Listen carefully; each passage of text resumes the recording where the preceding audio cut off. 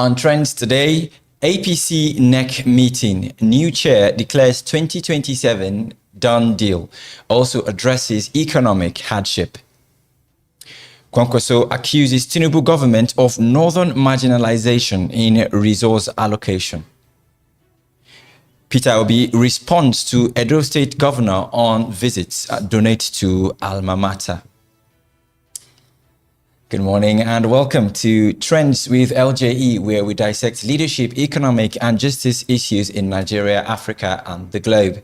Don't forget, you too can be a part of this conversation by dropping your comments on our social media platforms on YouTube, Facebook and Instagram at LJE Nigeria. Joining us today are development strategists and political analysts and society commentators, whom I shall be introducing after the break. Stay tuned.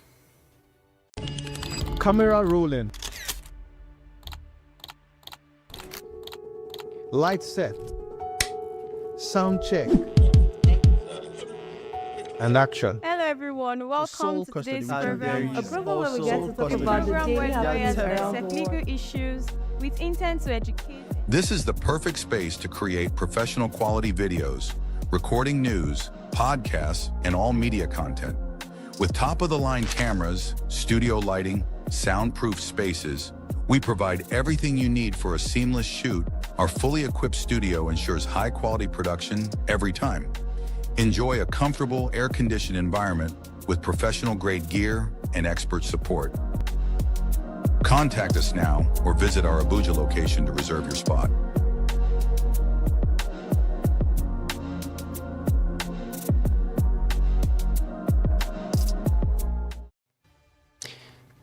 Welcome back from that short break. This is still Trends with LJE, where we dissect leadership, economic and justice issues in Nigeria, Africa and the globe. And joining us today are development strategist, Mr. Shadrach Oka. Welcome and thank you for coming. And of course, a society and political analyst, Mr. Joseph Job Hope. You're welcome to the studio. I'm grateful to this. All right. So our first story today, APC NEC meeting. The new chair declares 2027 as a done deal and addresses economic hardship. The newly appointed national chairman of the All Progressives Congress, APC, Professor Yilwatda Nentawe, officially assumed office on Thursday with a bold declaration that the 2027 general elections are already a done deal, especially for the ruling party. He stated that the APC's doors are open to welcome more members, including governors, senators, and National Assembly members. Local government chairmen and other Nigerians are also welcome. This is an aim to expand beyond bounds what the party considers as its expansion plans. Professor Natawe also promised not to betray the trust, reposed in him by the party leadership and members.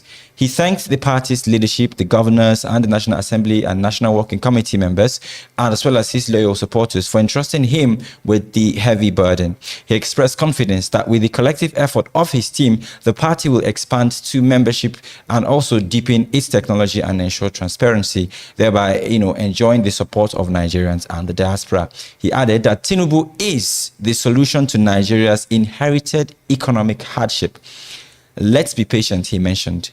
Another APC steward in AIT yesterday, Professor Usiju Madena, also echoed that 2027 is a done deal and APC is strong in various polling units across the country, highlighting what is perceived by many as APC's focus on electoral politics rather than leadership and economic reform. Right, we now move to the questions for our panels. The first question goes to you, Mr. Shadrach. The new APC chairman obviously has declared that 2027 is a done deal for the ruling party. What does this assertion signal, about the party's strategy and confidence? And what are the implications for the opposition and democratic competition in Nigeria? Well, thank you, Mohammed, for having me today. And I want to congratulate the APC for getting it right in the appointment of their new national chairman to fill in the gaps from the resignation of Umar Ganduje. Honestly speaking, I don't sympathize for the opposition. As they will say in the local parlance, they will pepper them. It is what should be envisioned in a fair competition.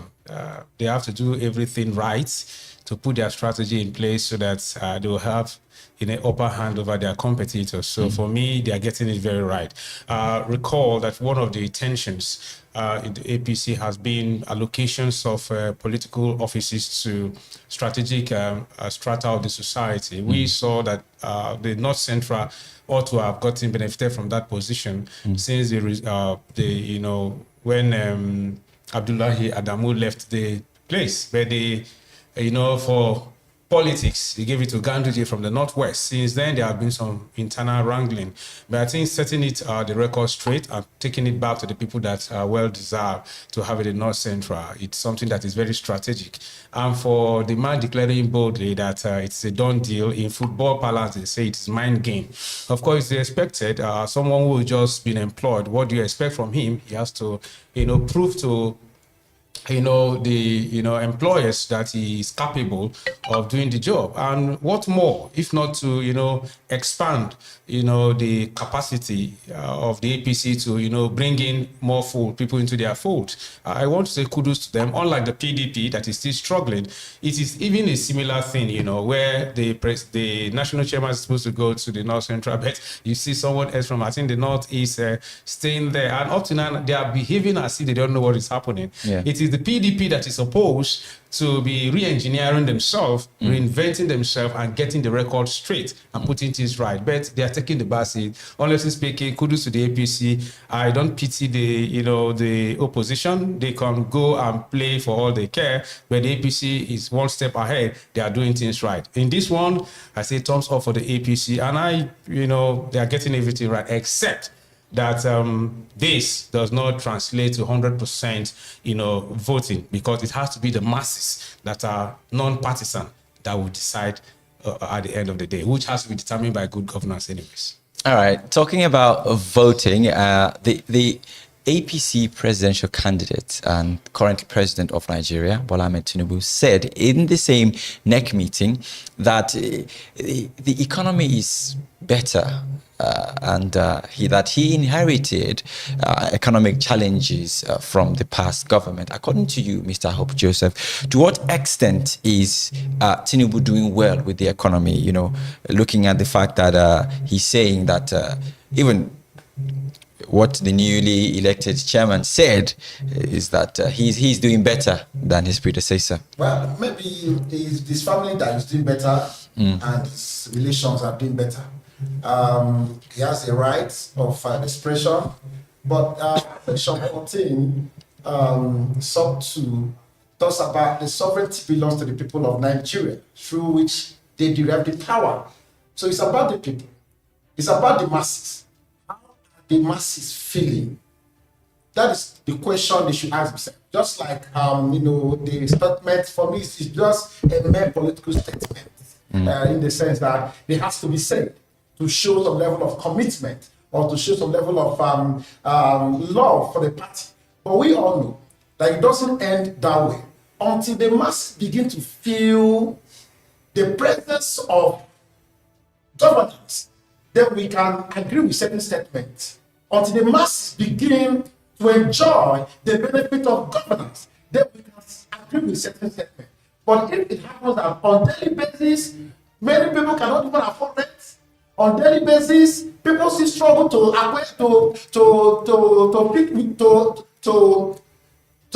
take 3 square meal. On daily basis, people find it difficult to move from one place to another. On daily basis, prices of things keeps increasing. On daily basis, we're told that once the fuel subsidy is being removed, that we will bring it back to the economy. But we are not seeing that happening. But the economy, until that happens, before Nigeria, we in total agree with the statement that the economy is getting well, because we are seeing these things. We are rational beings. And until there is a economic plan towards this follow the statement, that we can agree with the president. But we still have 2 more years to actually do this. Do you see any hope? As a matter of fact, what we are seeing now is a distraction. It's even too early for them to start talking about the second term at first. It's even too early. Because Section 14, sub 2, paragraph B says the primary aim of government is to provide security and welfare. Security is what we talk about, but welfare connotes providing an enabling environment for people to strive, making sure people have access to enjoy the benefit of government, providing what can help people to have a good life on a daily basis. That is what governance is all about. But especially when you don't have this thing happening, how would you now say that you are doing it? That matter of fact, campaigning now is not even what they should even be talking about. I feel so disgraced, like I feel so ashamed on behalf of certain things that are happening. This is not even the right time to even, there's no cost scorecard. This is the time to even come out to say, from now, this is what I've achieved from now to this time. We left up in before I finish my first tenure. These are the things I want to achieve. Oh, since I came to the office, this is what we are able to do. So someplace, something happened. Now we have done this, and people will feel it. But it's when we are not even brought, you are not even staying into America. We just came out to say we want to come up for the second term, and the national president is saying it's the done deal. Well, it's a done deal for the party. It's done deal for the pocket. It's a done deal for them. But for the citizens, the question is it a done deal for the citizens? Okay, what's you, Mr. Shedrack, now? You see, you hear people, the APC stalwart, he was on AIT, he mentioned that the APC has all the requirements, to win the next election. They have various polling units and structures across the country. My question to you, would you say the APC are doing well in terms of politics and election than they are in leadership? Because at this stage, they are showing us their strength electorally. What do you expect from politicians? Politicians who play politics, but that is altogether different from governance. They can put all their structures in place for all they care, service all the structure. But like I said, when it comes to voting, it's all about the people. So you can put all give contracts to politicians, a few people to continue to pocket collective matrimony to their pockets and service, their cliques and their cronies. But like I always say, Nigerians have always done that. The PDP took Nigerians for granted and boasted they will rule for 60 years. They have all the structures in place from polling unit to world level, give contracts to everybody. But when Nigerians said no, it was no. And of course, in the last election, Nigerians showed it very clearly. Who on earth would believe that Tinubu can be defeated in Lagos? But the people, once the people are certified about certain things, they will show it. Like I said, they can delude themselves. For all they care about their structure, they can boast. But if they don't serve the economic purpose of the people well, they don't make life convenient and comfortable for the people. The people will show it through their protest votes. And it is there. They can do anything they want to do. But like I say, as Nigerian voters, from what we are seeing here, the scorecard will be altogether different.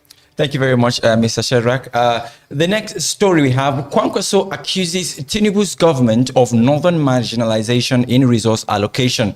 The 2023 presidential candidate of the Nigerian People's Party, NNPP, Senator Rabiu Musa Kwankwaso, has accused President Bola Ahmed Tinubu's administration of marginalizing northern Nigeria by concentrating the country's resources in the south. Speaking at the Kano State Stakeholders Dialogue in 2025 constitutional amendment, Kwankwaso recounted the severe hardship he experienced traveling from Abuja to Kano due to the deplorable state of the federal road, contrasting it with reports new roads connecting to the south and to the east. While acknowledging the importance of infrastructure development nationwide, Kwankwaso insisted on equity and fairness in resource allocation. He stated that a situation where the government resources are dumped in one part of the country, leaving others neglected, is not right, and called for a change to convince Nigerians that the government is not biased. On the constitutional amendment, Kwankwaso urged lawmakers from Kano State to form a united front to defend the state's interests, cautioning them to avoid past mistakes where representatives were allegedly compromised by wealthy individuals through bribery, leading to titled arrangement in resource sharing. Kano State Governor Abba Kabir Yusuf stated that the dialogue essence was to reach a common position reflecting values and aspiration of the Kano people. The first question goes to you, Mr. Shedrack. Kwankwaso, the former, or should I say, new Nigerian People's Party, his accusation of northern marginalization in resource allocation, particularly concerning infrastructure, is a serious claim. How might such statements impact, regional cohesion and public trust in the federal government's commitment to equitable development across all regions of the country? I think my perspective to this issue is altogether different from what people are saying. Okay. Let me take it this way. Kwankwaso, for his status, being a presidential candidate that won overwhelmingly, I think over 95% of the Kano vote, he's not speaking presidential. The level of his status in politics, for what he represents, or what he wants Nigeria to see him, he should be speaking nationally. Whose area in this country is not marginalized? Which area? Who is talking about marginalization? For instance, in the 48 cabinet, ministers' cabinet in Tinubu administration, about 27 goes to north, 21 goes to south. So who is talking about marginalization? And in the 21 in the south, about only 11 between south and southeast, and a whopping 10 in southwest states. So who is supposed to be crime marginalization? So I don't understand. There are a whole lot that is going on, the project in the north. But I expected someone like the status of Kwankwaso to be talking nationally.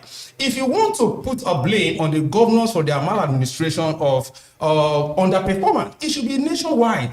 He is speaking just because he couldn't have the opportunity of flying his private jet to Kano. They were used to flying on the air, and they allowed the common citizens to fly the bad road. It was just because of one day he couldn't use the air and he followed the road. He now saw the marginalization of the north just because of an individual dissatisfaction for 24 hours. How about the rest of the citizens of Kano and other people from the north and other parts of Nigeria that have been plying that road day and night, haven't been traumatized with kidnapping and whatever? He's only speaking just because he endured 6 hours from Abuja to Kano, and he's talking. So he's not speaking from a patriotic sense of view. He's just speaking from an individualistic discomfort. And that is the difference. We saw his counterpart, Peter Obi, who was criticized the other day for going to do humanitarian stuff in another region, in another state. What an elder statesman should do. So if Peter Obi was the one condemning, it is not because it is speaking from his part of inconvenience. But what he is doing here is totally, crying wolf. Nigerians are not buying into it. It is true there are a lot of things not going right in terms of governance in the country, but it is not limited to the north. It is not limited to Kano. Every other part of the country, the road infrastructure, for instance, why would the government leave sensitive road infrastructure to, delude themselves with a humongous project that they will not finish in 10 years in the coastal highway just to pack money that we don't need in the now? But so those are the issues. If he was addressing things generally, I would have clapped hands for him. But to be speaking from the point of discomfort for 24 hours using the road, it's appalling. I don't share in his sentiment. Yes, you mentioned Edo State, and that brings us to our next story. Peter Obi responds to Edo State governor, on state visit as he donates to his alma mater. Peter Obi on Thursday dismissed a statement credited to Edo State Governor Monday Okpebholo, who reportedly said Obi must seek clearance before visiting the state. Obi declared that he is not afraid of visiting any part of the country, particularly when the purpose is to support nation building causes like education, health, and poverty alleviation. He made these remarks in Onitsha during the presentation of a 50 million naira check to his alma mater. Chris the King College, CKC, was the name of the alma mater, and he did that for infrastructure development. Obi expressed disappointment that his recent visit to Benin, which he clarified was strictly to support healthcare development, was politicized. He added that he expected the governor to complement efforts aimed at improving society. This follows earlier comments from Edo State Governor Okpebholo, who clarified that his statement on Peter Obi's visit, stating his insistence on security protocols, is purely for public safety and standard security procedures, not politics. Okpebholo reiterated that he had no regret asking Obi to notify him, explaining that as Chief Security Officer, he has no regret and he must be informed for high-profile visits for that safety reason. He also cited that a personal tragedy in 2024 where his police orderly killed security without security warnings and other things, which was quite his own area, and the Minister of FCT also backed him. My first question is to you, Mr. Hope Joseph Joe. Peter Obi's assertion that he is not afraid to visit any state for nation building proposes directly, he addresses Governor Okpebholo's protocol demand, which was backed by Wike, of course. How do these things or these conflicting statements affect the public perception of, interstate movement by political figures and the broader understanding of security protocols in Nigeria? Let me start by saying, Section 1 sub 1 of the 1999 Constitution clearly stipulates to this effect. Okay. That this Constitution, the provision of this Constitution is supreme. Right. And shall have a binding force on everybody. Okay. Organization or any individual. Yes. Meaning that nobody is above the law. Yeah. Meaning that the law is an alpha and omega. Yeah. Of any other constitution that is coming after they made the 1999 constitution as amended. Let me also say this. See, what Okpebholo has said is outright a breach of fundamental rights. Section 41 of the 1999 constitution stipulates that every citizen has the right to move anywhere, to live. As a matter of fact, P2B has the right to have build a house. He may decide to go and relocate. He may decide to relocate to Edo State today. He doesn't even need to take the permission of the governor to buy a property and live. Right alone, even coming in. Also, now let's look at the area of the statement he made. See, politicians should be very sensitive and careful with hate speech. If you trace back in 1967, that is when the Civil War started in 1970. Yeah. Even before the Civil War started, the politicians, as a matter of some of them, failed us.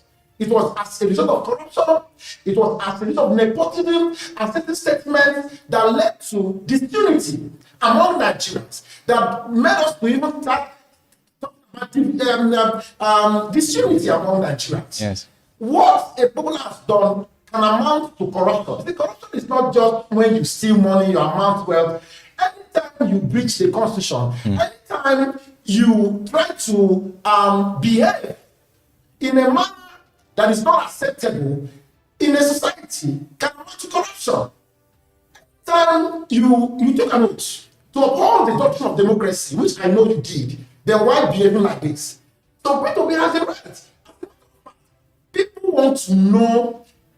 People want to, just like people want to see democracy grow in Nigeria. Yeah. Abraham Lincoln, the man that defined the general acceptable definition of democracy, government belongs to the people and for the people, can be remembered as a proponent of that defining of democracy. Can be remembered for that. General Jonathan did something that when he lost the election, he stepped down. And it was recorded for him. That was the beauty of democracy. Now, what will he be remembered for the day he leaves the office? As who?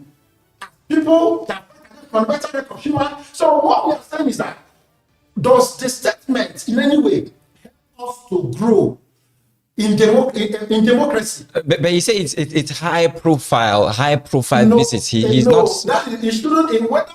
He has the right of association. Whether by visit, by coming in, it's not his business. As a matter of fact, the securities are there to do their job. But we all know that is as a political statement. Remember, the governor of Benue State made certain statement the other time and say, if you want to visit Benue State, you have to inform me.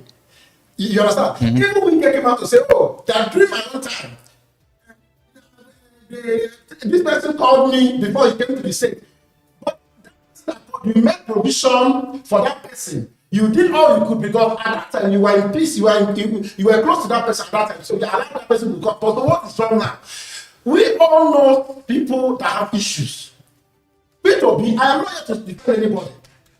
I am here to defend the constitution. We are here to defend democracy. Journalism, we uphold the accountability and the responsibility of the government to the people. That is one of the basic primary needs of journalism, the press. So what we are doing here is to uphold the doctrine of democracy. Whether he likes him or not, just like the APC National Chamber said, that's not our business. But our business is that people be happy because it could happen to anybody to move into anywhere in Nigeria as a citizen of Nigeria.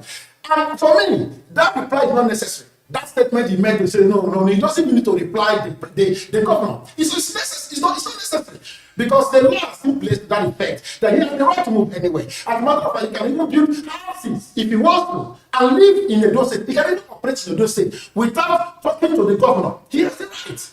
So that statement is not necessary. And for us to build better democracy, politicians should mind the way and the manner of things they say. Just like my brother here said, what was somebody's statement? Just like I said, we all know, if you read that statement, you know that it's a make political statement. How come you suddenly now know? If you're in everything, you say what you have said, you suddenly now know. You are creating division. I mean, you want to say something so that the northern will, the east will say, oh, so the east, I don't even enjoy the government. Have you never to Enugu State recently? Have you never to Benue State recently? Have you seen the backroad network? It's so unfortunate. These people don't even travel by road. Nigerian citizens are traveling by road who can testify to the fact that there are bad road network in Nigeria.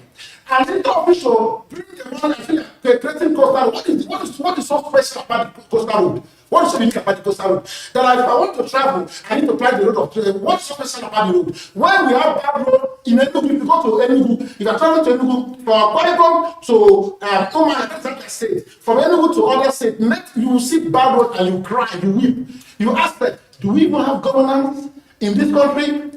Let me tell you, these people, they know. They are aware. They are sensitive, but because there is no political way to do certain things, that is where they are. That's why things are going wrong.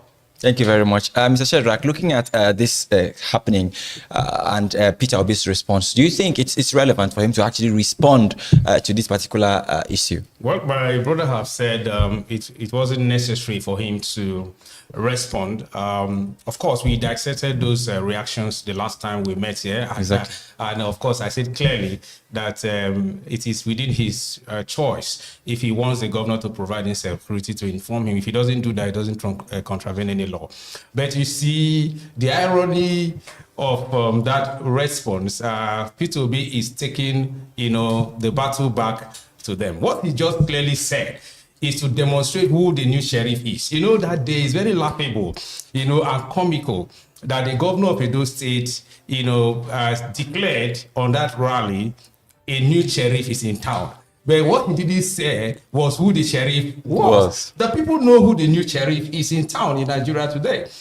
What Peter Obi cleverly did by that response is to tell him that I am the new sheriff in town. And I want to tell Monday Okpebholo and any other politician that cares to know, Peter Obi is getting his politics very right. He's endearing himself to the heart of the people every day by demonstrating what good leadership is all about. Number one, he went to a party and did what he has always done, normal, by serving the people. And people politicized it down because people always have this Lord-servant attitude. And the young man said, that is not the way to go. We are all human beings. He has done that as a sitting governor. People didn't know. He didn't blow the trumpet. For him, it is normal. He goes about without security envoy as a governor. Now he's a private citizen. And they are crying foul. What this young man is trying to redefine democracy for digital Nigerians, especially the Gen Zs and the young people that will take over the governance tomorrow, is to let us know that we must not promote all these extravagance that they are doing. Entitlement mentality. It is not just the political bigwigs that deserve extra security. Every Nigerian deserves, like I said the other day, whether you are a pepper seller, you have the responsibility of the governor to secure your life in Edo State. So what Peter Obi just did now is to tell the governor that I am the new sheriff in town. And of course, any day he visits Edo State, he will visit triumphantly as a king. And of course, Edo State is the heartbeat of the obedient movement. There is no apology. He will rub it on them, and there is nothing they can do. He's not struggling a girlfriend or a wife with the governor. Of course, if they go for any beauty pageant, Peter will have one ahead of the governor. So please, Mr. Governor should focus on providing good governance to the people of Edo State. He has gone again in his alma mater, donated 50 million naira. That is what the government should do. That's what governors call it. As a private individual, what are you doing as a governor? Purpose that is crying today. What have you done since you left the government house in Kano State? Have you gone round your schools to give a little token? I think Peter Obi is redefining politics, and he's endeared to us. Whether or not he's going to be win the 2027 poll, he is the people's president. He continues to remain in our conscience as a man who lived for the people. And that is what matters to Nigeria. It's not about all of these things. They can do anything they want to do, rig the election for all they care. Anywhere he goes to, people don't hide it. Everywhere they say, he is my president. I don't belong to his party. I don't belong to his state. I don't belong to his straddle. But one thing I know, I'll point out to my children tomorrow and say, there was a man that lived. For 8 years he served, no corruption charges on him. And up to now, he's going about doing good. That's the story we read about Jesus Christ, who goes about doing good to the people. Please, politicians, that is the way to go. If APC will spend half of their time doing what P2B is doing, of course, I said, Mr. President, you have my vote. But if you don't do that for all you can run for anything you want to care. Nigerians know who their true leaders are. And for them, in 2027, our vote belongs. Thank you very much, Mr. Shadrach Oka. Don't forget the conversation continues on our social media platforms on Facebook, YouTube, and Instagram at LJE Nigeria. I want to thank our panels for joining us today. Mr. Shadrach Oka, thank you for coming. And of course, society and political analyst, Mr. Hope Joseph Joe. Very nice having you on Trends today. Join us next week, Monday at 12 for the next episode of Trends with LJE, where we shall be discussing the trending issues in Nigeria, Africa, and the globe. Let's have a major look at our headlines for today. We told you that APC NEC meeting, new chair declares 2027 as a done deal and addresses economic hardship. Kwankwaso accuses Tinubu government of northern marginalization in resource allocation. And Peter Obi responds to Edo State governor and donates to his alma mater. Don't forget, you can also report a violation on www.ljenigeria.org. That's if you face one. Join us again. I'm Mohammed Enesule saying have a lovely day ahead. Camera rolling. Light set. Sound check. And action. Hello everyone, welcome to today's program, a program where we get to talk about the daily happenings around the legal issues with intent to educate. This is the perfect space to create professional quality videos, recording news, podcasts, and all media content. With top-of-the-line cameras, studio lighting, soundproof spaces, we provide everything you need for a seamless shoot. Our fully equipped studio ensures high-quality production every time. Enjoy a comfortable, air-conditioned environment with professional-grade gear and expert support. Contact us now or visit our Abuja location to reserve your spot.